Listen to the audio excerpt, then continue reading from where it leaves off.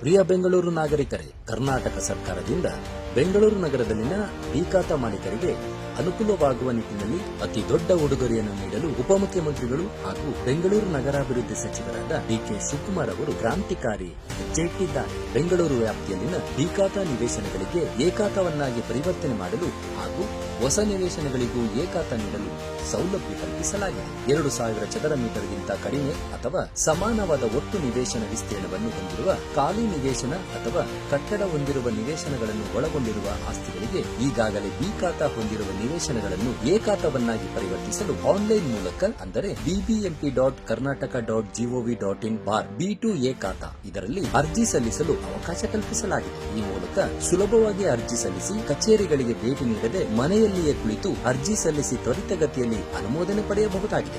ನಾಗರಿಕರು ಆನ್ಲೈನ್ ಮೂಲಕ ಭೇಟಿ ನೀಡಿ ಮೊಬೈಲ್ ಸಂಖ್ಯೆಯೊಂದಿಗೆ ಕ್ಯಾಪ್ಚಾ ಮತ್ತು ಒಟಿಪಿ ಬಳಸಿ ಲಾಗಿನ್ ಆಗಬೇಕು. ಬಳಿಕ ಡ್ಯಾಶ್ ಬೋರ್ಡ್ ತೆರೆದುಕೊಳ್ಳುತ್ತದೆ. ಅಲ್ಲಿ ಹೊಸ ಅರ್ಜಿ ಮೇಲೆ ಕ್ಲಿಕ್ ಮಾಡಿದ ನಂತರ ಇ-ಖಾತಾ ಐಡಿ ಬಳಸಿ ಹೊಸ ಅರ್ಜಿಯನ್ನು ರಚಿಸಬೇಕಾಗುತ್ತದೆ. ಮಾಲೀಕರು ಮತ್ತು ಸಹ ಮಾಲೀಕರ ಇ-ಕೆವೈಸಿ ಪ್ರಕ್ರಿಯೆ ಪೂರ್ಣಗೊಳಿಸಿ ಆಸ್ತಿಯ ವಿವರ ಪರಿಶೀಲನೆ ಮತ್ತು ಅರ್ಜಿ ಸಂಖ್ಯೆ ಸೃಜನೆಯಾಗಲಿದೆ. ಅದಾದ ಬಳಿಕ ಅಗತ್ಯ ದಾಖಲೆಗಳು ಇನ್ನಿತರೆ ಮಾಹಿತಿಗಳನ್ನು ಅಪ್ಲೋಡ್ ಮಾಡಬೇಕು. ಸ್ಥಳದ ನಕ್ಷೆ ದೃಢೀಕರಿಸಿ ನಗರ ಪಾಲಿಕೆ ವತಿಯಿಂದ ನಿವೇಶನ ಭೇಟಿ ಮತ್ತು ದೃಢೀಕರಣದ ನಂತರ ಅರ್ಹತಾನುಸಾರ ಎ-ಖಾತಾಗೆ ಅನುಮೋದನೆ ನೀಡಲಾಗುವುದು. ನಂತರ ಮಾರುಕಟ್ಟೆ ಮೌಲ್ಯದ 5% ಮೊತ್ತವನ್ನು ಹಾಗೂ ಇತರ ಶುಲ್ಕಗಳನ್ನು ಪಾವತಿಸಿ ಎ-ಖಾತಾವನ್ನು ಡೌನ್ಲೋಡ್ ಮಾಡಿಕೊಳ್ಳುವ ಅವಕಾಶ ಕಲ್ಪಿಸಲಾಗಿದೆ.